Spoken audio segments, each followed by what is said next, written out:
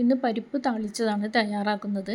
അതിനുവേണ്ടി കുതിർത്തി വെച്ച 1 കപ്പ് പരിപ്പ് കുക്കറിലേക്കിട്ട് 3 വെളുത്തുള്ളി അല്ലിയും 2 പച്ചമുളക് മുറിച്ചതും 1/4 ടീസ്പൂൺ മഞ്ഞളും 1/2 ടീസ്പൂൺ ഉപ്പും 1 കപ്പ് വെള്ളവും ചേർത്ത് വേവിച്ചെടുക്കണം. മീഡിയം ഫ്ലെയിമിൽ ഒരു 3 വിസിൽ വരുന്നത് വരെ വേവിച്ചെടുക്കുക. കുതിർത്ത പരിപ്പായതുകൊണ്ട് പെട്ടെന്ന് വെന്ത് വന്നോളും.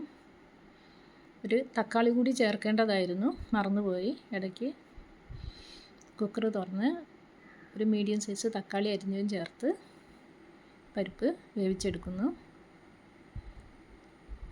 അതിന് ശേഷം ഒരു ചട്ടി അടുപ്പത്ത് വെച്ച് 2 ടീസ്പൂൺ വെളിച്ചെണ്ണ ഒഴിച്ച് ചൂടാകുമ്പോൾ 1/2 ടീസ്പൂൺ കടുക് പൊട്ടിച്ചതിന് ശേഷം അതിലേക്ക് 5 വറമുളക് മുറിച്ചതും 3 ചെറിയ ഉള്ളി അരിഞ്ഞതും ചേർത്ത് വഴറ്റി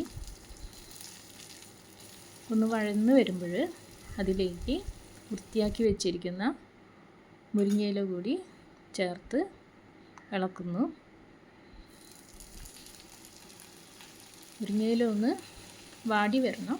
അതിനു വേണ്ടി കുറച്ച് സമയം മൂടി വെച്ച് ലോ ഫ്ലെയിമിലാണ് തീ വയ്ക്കേണ്ടത്. അതിന് ശേഷം വേവിച്ച് വെച്ചിരിക്കുന്ന പരിപ്പ് കൂടി ചേർത്ത് നന്നായി ഇളക്കി യോജിപ്പിക്കുക. ഒരു 1/4 ടീസ്പൂൺ ജീരകം പൊടിച്ചത് കൂടി ചേർക്കണം. സമയത്ത് ഉപ്പ് നോക്കി ആവശ്യത്തിന് ഉപ്പും ചേർത്ത് ഒന്ന് തിളപ്പിച്ചതിന് ശേഷം തീ ഓഫാക്കുക. ചോറിൻ്റെ കൂടെയും ചപ്പാത്തിയുടെ കൂടെയും കഴിക്കാൻ പറ്റുന്ന നല്ലൊരു പരിപ്പ് താളിച്ചതാണ്. എളുപ്പത്തിൽ തയ്യാറാക്കാം. എൻ്റെ ചാനൽ ഇഷ്ടമായെങ്കിൽ ലൈക്ക് ചെയ്യുക, സബ്സ്ക്രൈബ് ചെയ്യുക.